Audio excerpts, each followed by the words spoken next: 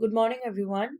Today we are going to discuss one of the most underappreciated bedside cardiovascular signs, the abdominojugular reflex, commonly called AJR, and historically known as the hepatojugular reflux. Let me start with a question. Imagine a patient comes to you with shortness of breath and leg swelling. You don't have an echocardiogram immediately available. So, is there a simple bedside maneuver that can tell you whether the right side of the heart is struggling?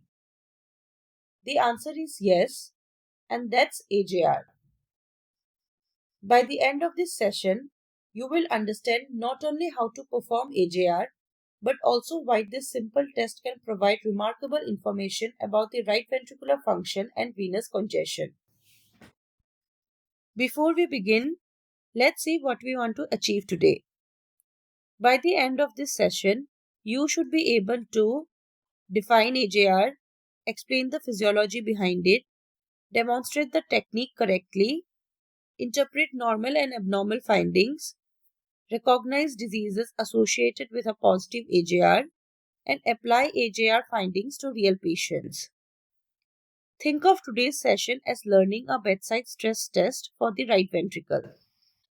Many students ask, why should I even learn AJR when we have an echocardiography? And that's a very fair question. But you need to know that AJR provides immediate bedside information. It tells us whether the right-sided filling pressures are elevated, whether the right ventricle has reserve capacity, and whether hidden congestion exists.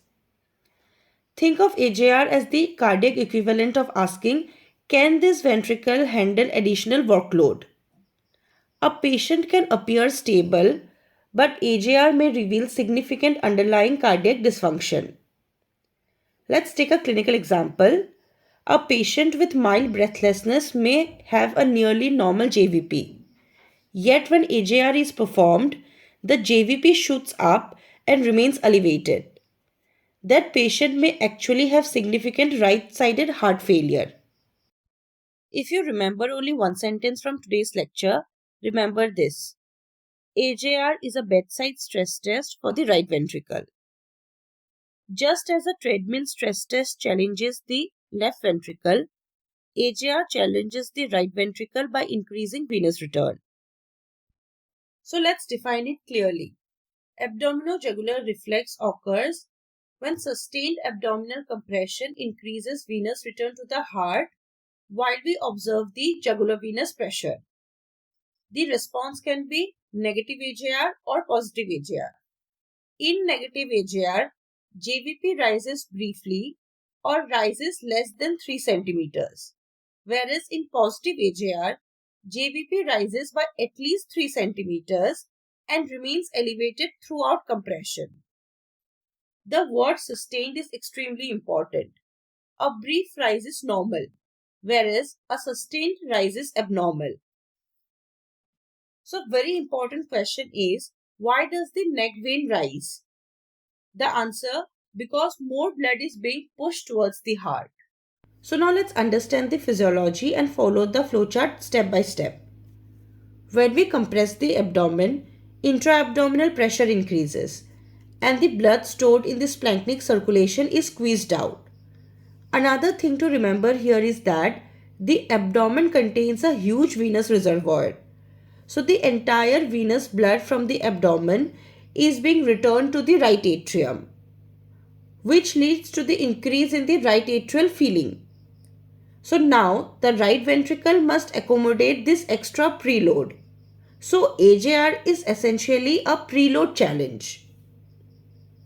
Imagine squeezing a sponge filled with water. The water rushes out.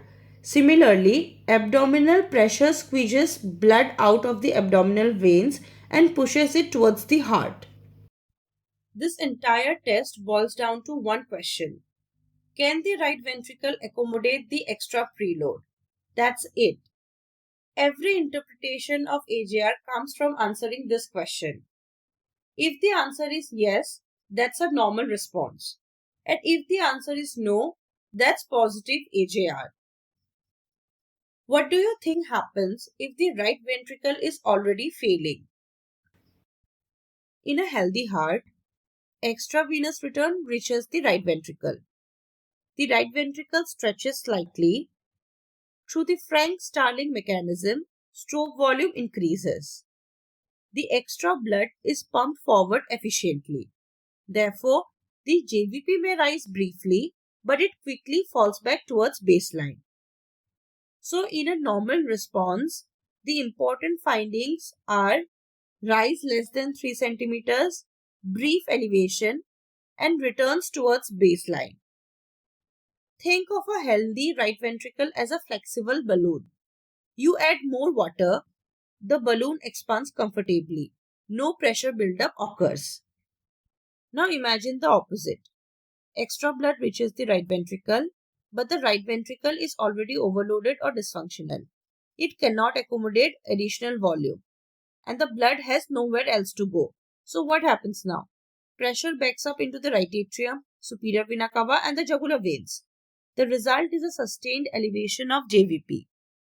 So in a positive AJR, we see rise more than equal to 3 centimeters and it persists throughout the compression. Imagine the right ventricle as a parking lot.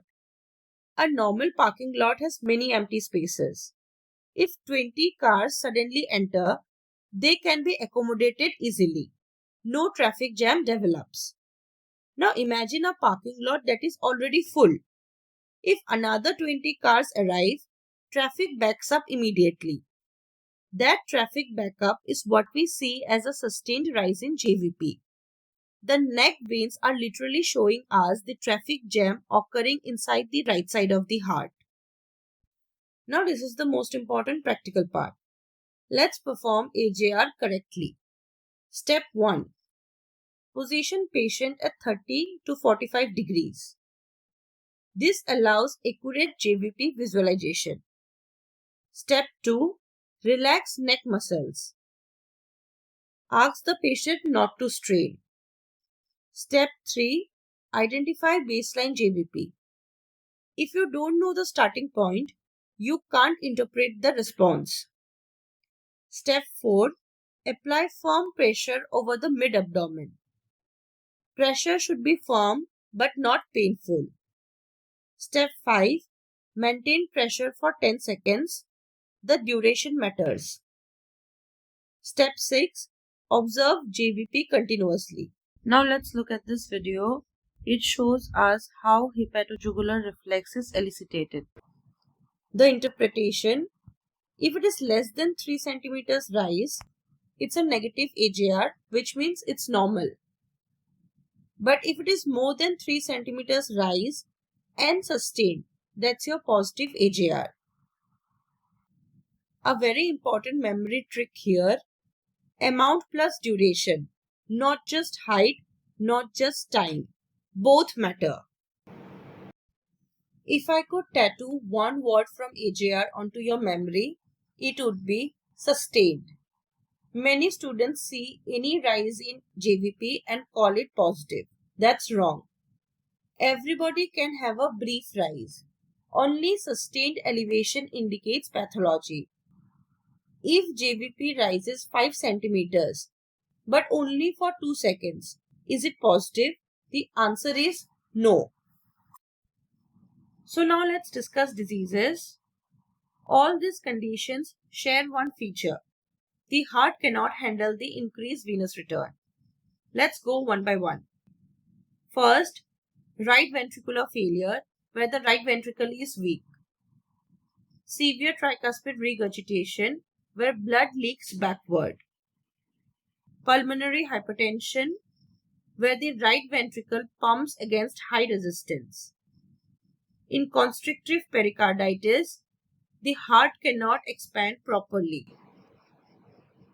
Restrictive cardiomyopathy, the ventricles are stiff. Biventricular heart failure, both ventricles are compromised.